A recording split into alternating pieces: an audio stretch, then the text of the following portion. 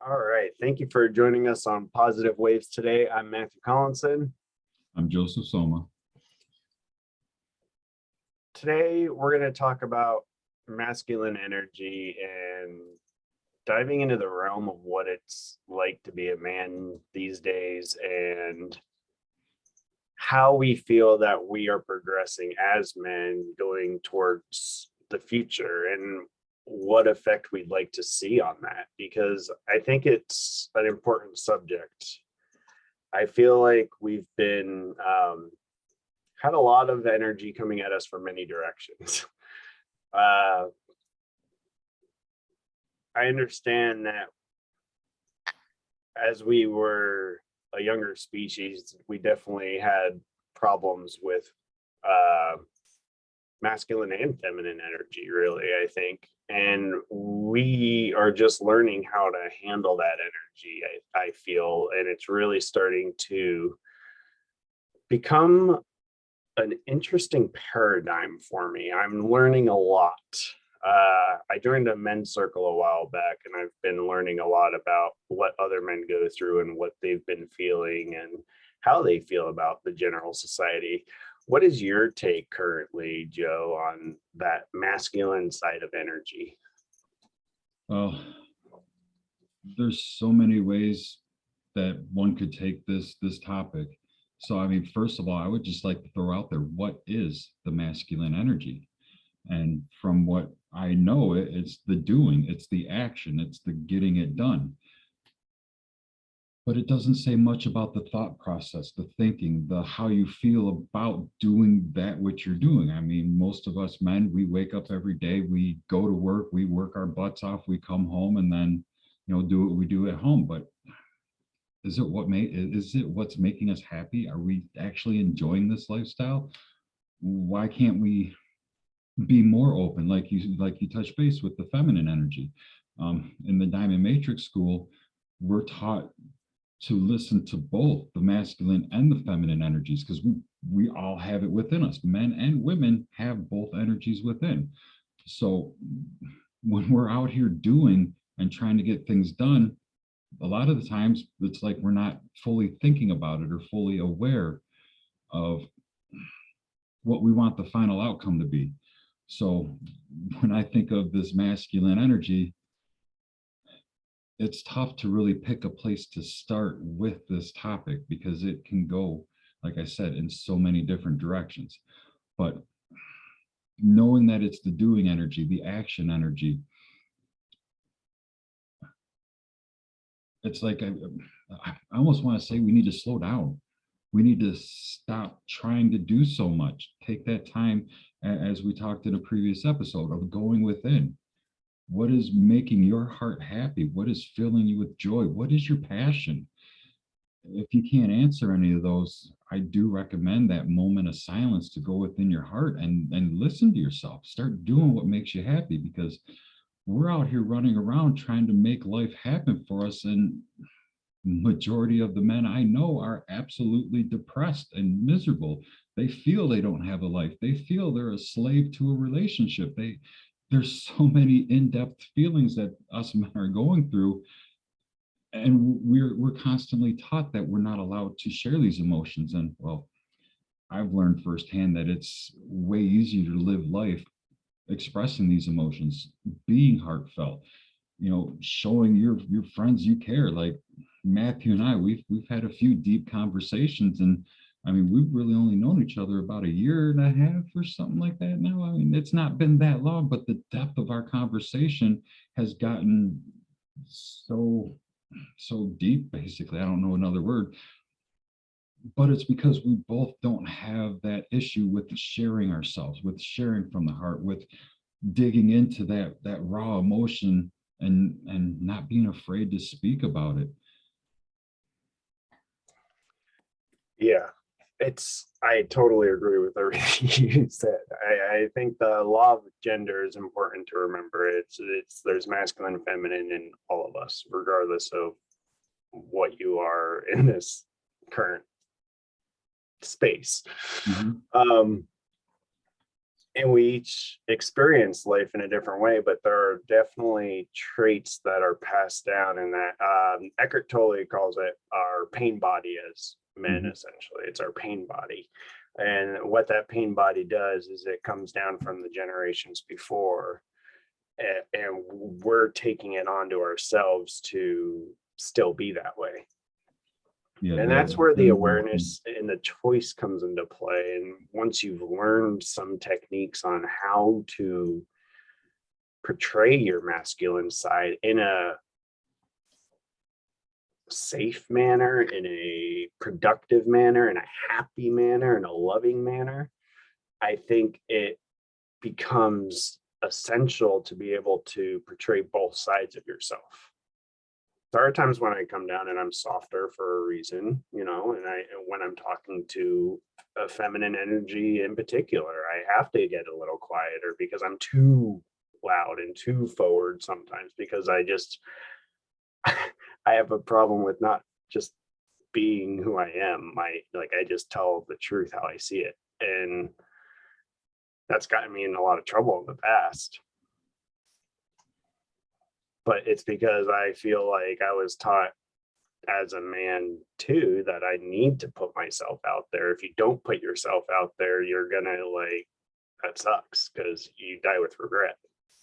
Yeah, the whole alpha male aspect. You have to be the biggest, the baddest, the bravest, the cockiest, and it's not always the truth. I mean, don't get me wrong.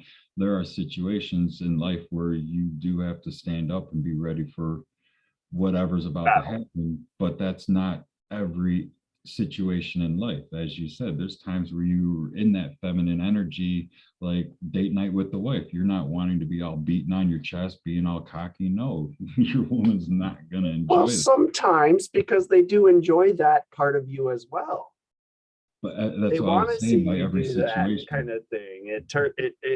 It's a sense of, ooh, and that. Well, you don't want to be doing that at a romantic dinner is where I was going with it. Like there's a certain place, like if you're out at a carnival and you're about to bash that hammer on the pressure plate to hit the bell way up top, then yeah, you want to really get in touch with that alpha male, that, puff your chest up, get your arms ready to start swinging so you can hit as hard as you can.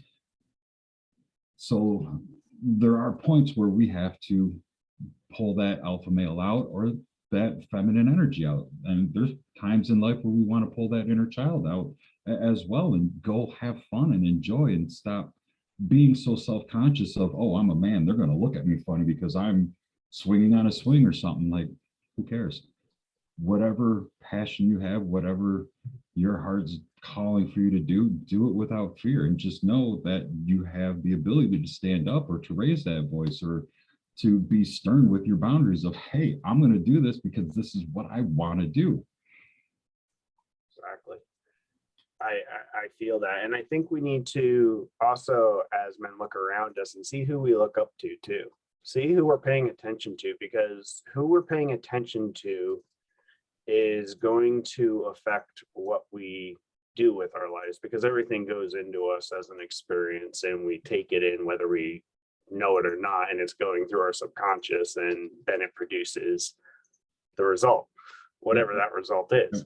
Everything, music you listen to, the foods you eat, the just the talking and the chatter in your workplace, down the street, like it doesn't matter. You're taking in all of that. Your body is like a sponge, literally absorbing everything. So if you listen to a lot of music that has negative messages, well, you're going to become a vibrational match to that. And if that's not what you want, then tune into yourself and rise above. I'm not saying stop listening to it altogether, but there are times like when I'm out cutting my grass, I love to hear my Slipknot radio, just, rah, get that energy up, get that heart pumping, and, just get it done.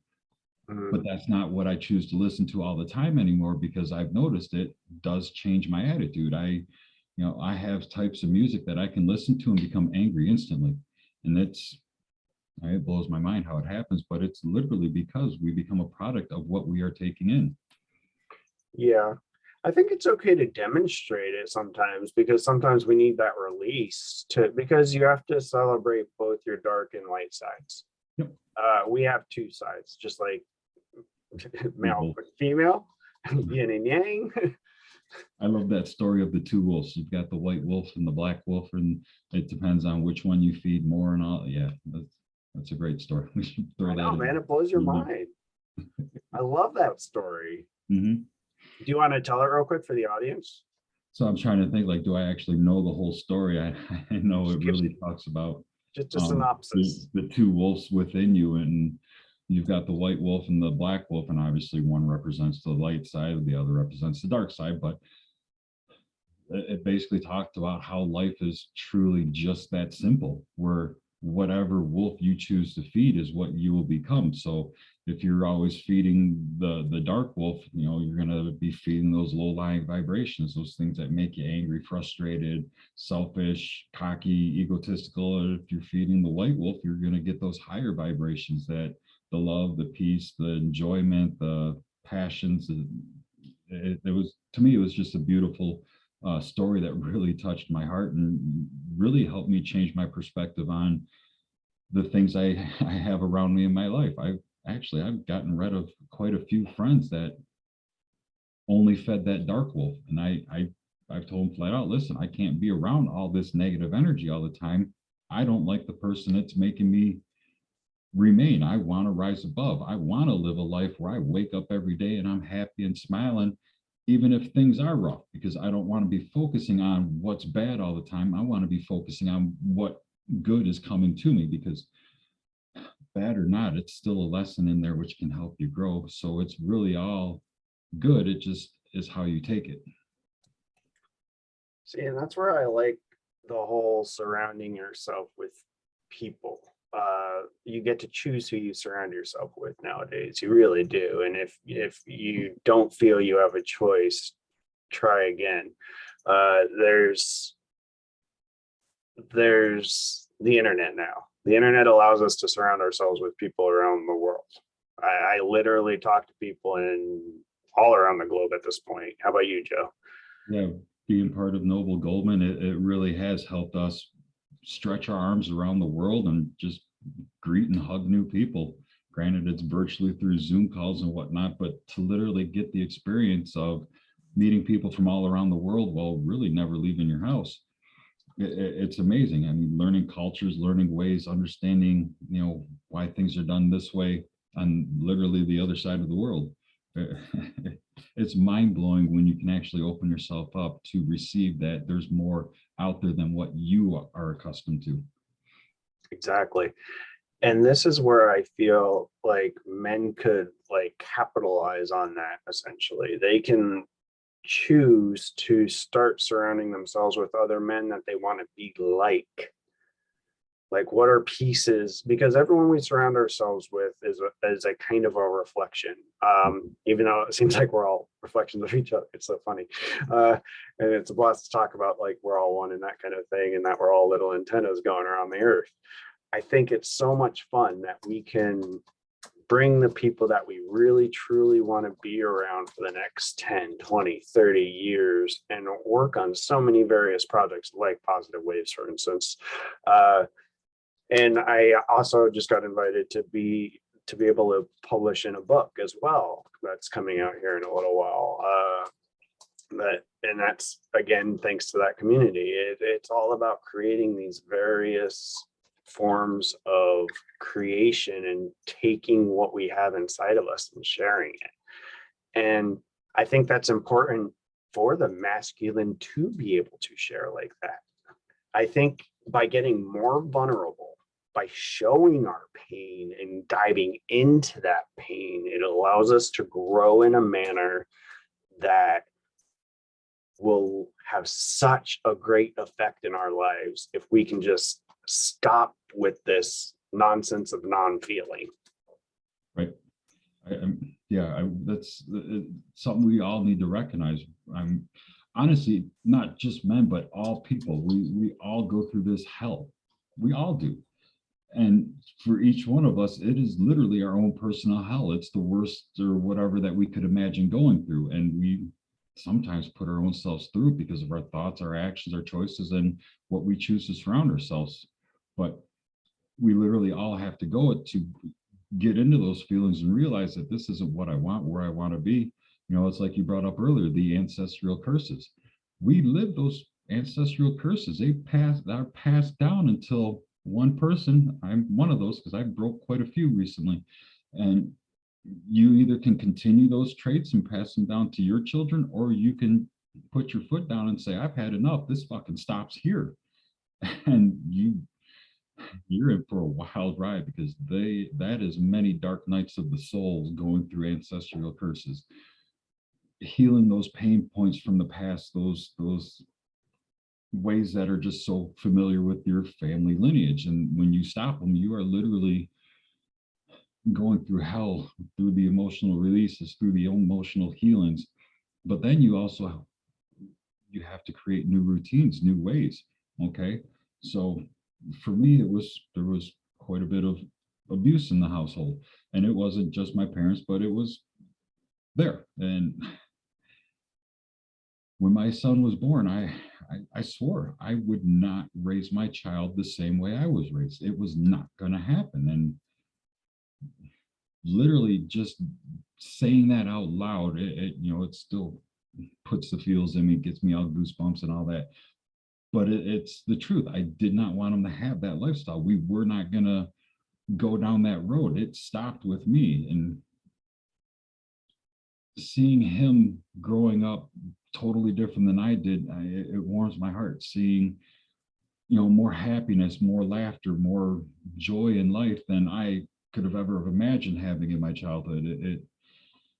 It makes me feel great as a parent, but at the same time, you're always questioning, am I doing everything right? And recently there was a time my son looked at me, and I can't remember the exact words he said, but he said something along the lines of, you've never lied to me. You've never, made me feel less than, something along those lines. And it warms your heart when your own children come to you and just say, yeah, thank you. You're doing a damn good job, as opposed to other parental figures in their life.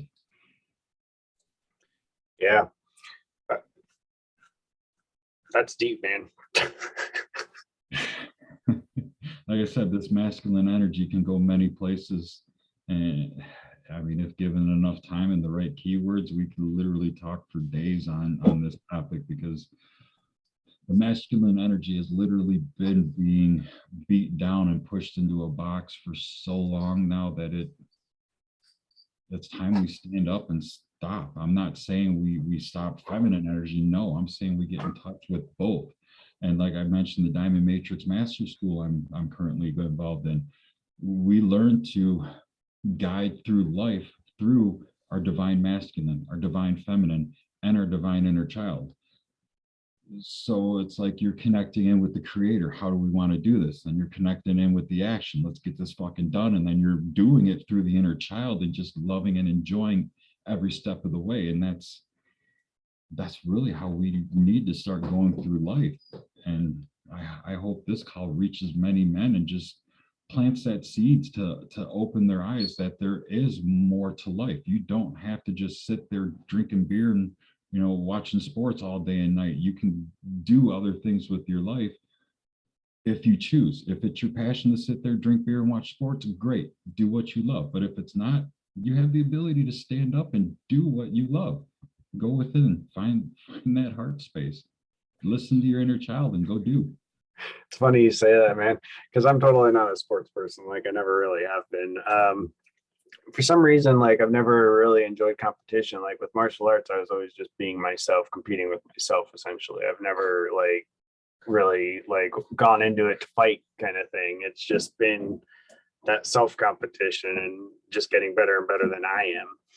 And I feel like sports has distracted us so bad over the years that we really lost touch with a lot of that piece of us, just being, look, don't worry about the competition piece. Like, why anymore, especially nowadays when there's so much to explore in this world, and we have the technology to explore so much in this world, and we're able to come together on formats like Zoom and stuff and explore this world together.